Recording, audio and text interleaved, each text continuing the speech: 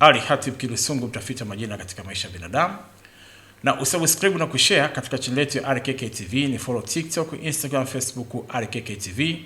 Namba za simu ni 0765559042 na 0673559042. Tunasonga mbele na darasa letu na sasa tuko kwenye herufi C, mwanamke. Kama ambavyo mlikuwa mnahitaji kutaka kujitambua zaidi na zaidi, na hapa tunawapeni kwa yale ambayo hatukuyasema katika wakati ambao tumetoa herufi A mpaka herufi Z katika uchambuzi wetu tu ambao tumetangulia kuufanya. Mtoto wa kike ambaye amezaliwa, tunakumbusha kwa machache, na akapewa jina linalotamkika kwa herufi C, kama vile cha usiku, tuseme hivyo.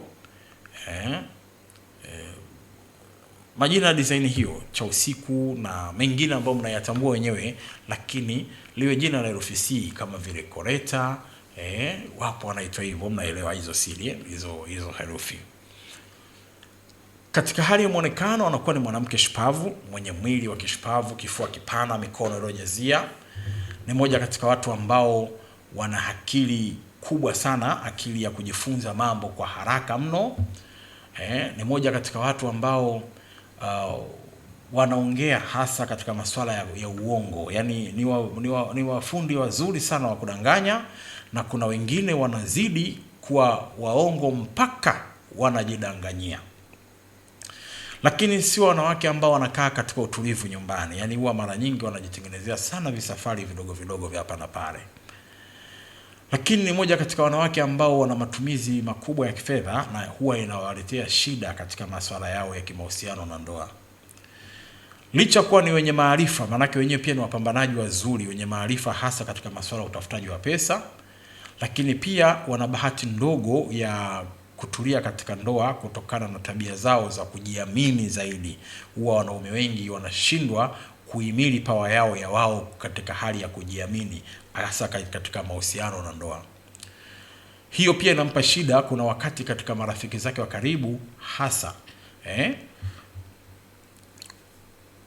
anakuwa na marafiki wa karibu wa kiume, na mara nyingi huwa anatamani hata rafiki huyo pengine amtake kimwili, lakini wale wanaume wanabaki kuwa wanamuogopa kutokana na sifa yake kubwa ya kujiamini. Ni wanawake wenye bahati katika masuala ya kilimo, hasa kilimo katika kipindi cha umri mdogo, na akifika miaka 40 akabadilisha hiyo kazi. Yani kazi yoyote atakayoanza kuifanya akiwa na umri mdogo, anahitaji kuja kuibadilisha katika kipindi cha miaka 40 ili awe na mafanikio mazuri na makubwa. Ni kutokana ni wanawake ambao wana nafasi kubwa ya kujifunza chochote na akakifanya. Ni wazuri pia kwenye kazi za mapigano, kazi za uandishi wa habari, ni wako vizuri sana katika hizo sehemu. Lakini wapi anaweza kazima hizo ndoto zake zikashindwa kwenda kama anavyokusudia? Hawa wanawake kwamba maadui zao, hii ni nyota namba 3 ya upepo. Maadui zake ni wale wa nyota za udongo na nyota za maji. Hao ndio watakuwa maadui zake wakubwa. Kwa ufupi tu kwamba maji ni D na P, H na T, L na X. Hasa hapa kwenye maji afadhali ya D na P. Kama tuungana kwenye ndoa au kwenye chochote, akiungana na D na P, basi matatizo yapo, lakini si kwa kiwango cha juu. Yatachelewa na mafanikio yataweza kupatikana. Lakini kwenye H na T kutakuwa na vurugu kubwa na matatizo mengi, na kwenye L na X pia kutakuwa na vurugu kubwa na matatizo mengi kuliko uchumi utakaopatikana. Na hata kama atakuwa na uchumi mkubwa, utajiri mkubwa, ni jambo rahisi tu kukuta kwamba siku moja amefilisika kiwepesi sana, au kupitia matatizo mbalimbali yatakayofanya wafilisike, pamoja na magonjwa mbalimbali. Na kwenye udongo ni B, N na Z, F na R, J na V.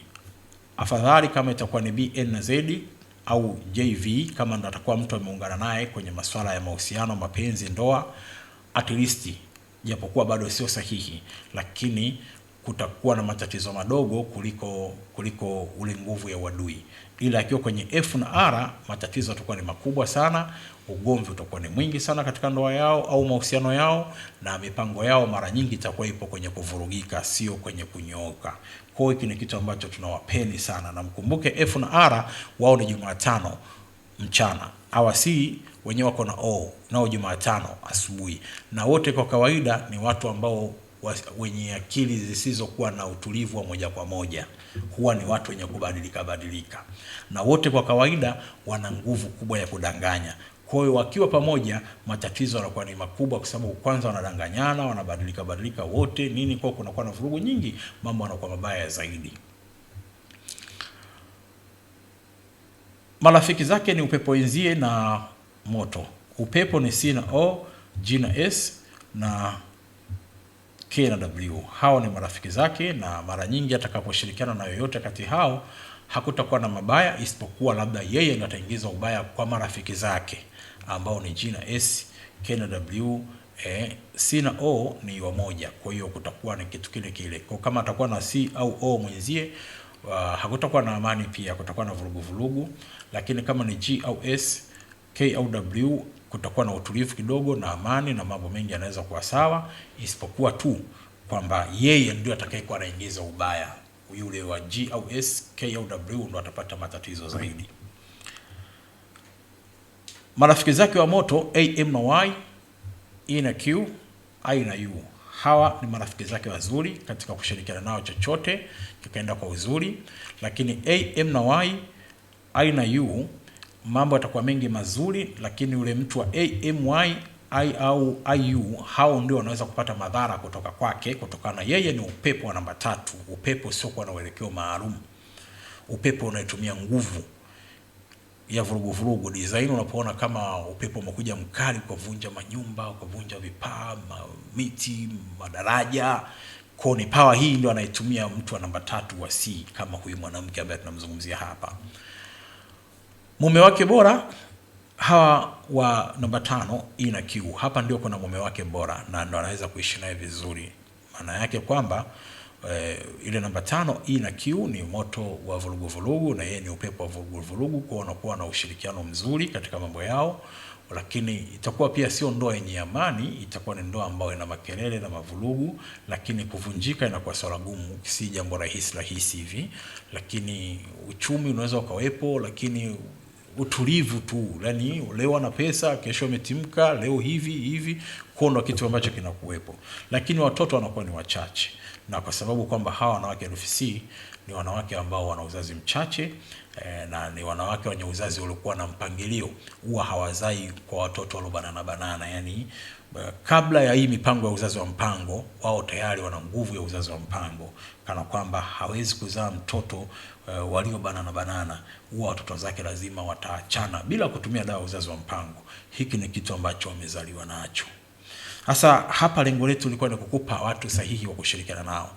Na kumbuka, katika ushirikiano huu haijalishi kwamba iwe mtoto uliyemzaa, iwe baba au mama, iwe ndugu, jamaa, rafiki, iwe mume, lakini mtu yoyote uliyemweka karibu zaidi, utavuna kile alichokuwa nacho katika hizo herufi ambazo nimekutajia. Kile alichokuwa nacho katika zile herufi zake utakivuna, na wewe utaingiza kile ulichokuwa nacho, utaingiza kwake. Kwa kumbuka hicho kitu. Kwa hii inakusaidia wewe, tunakupa elimu hii ili upunguze kuhisi habari za uchawi na kulogwa na kushindwa kufahamu maisha yako yanaendaje. Lazima ufahamu hicho kitu. Kumbuka, rangi zako bora ni draft, rangi za draft au mchanganyiko. Siku yako bora ni siku ya Jumatano, na pete yako pia inatakiwa kuwa yenye mazingira ya nini, jiwe lake la rangi ya draft fulani hivi. Kuna jina ambalo kidogo lilitaja kule kwenye maelezo ya pete, lakini kwa kuwa mnataka sasa turudie, basi kuna siku pia tutarudia hiyo habari ya maelezo ya pete. Kwa tuzingatie, Jumatano ni siku yako bora, ni siku ya bahati kwako. Ali Hatib Kilusungu, mtafiti wa majina katika maisha ya binadamu. Usubscribe na kushare katika channel yetu ya Ali KK TV. Na pia kama unaweza kuwa na matatizo mengi au chochote unataka kufahamu mila na desturi, njoo Kimwasa Mikese, Morogoro, Tanzania, kwani kila tarehe 2 mpaka tarehe 9 mwezi wa 12 kunakuwa na ibada kubwa ya mila na desturi. Njoo uombea kwako.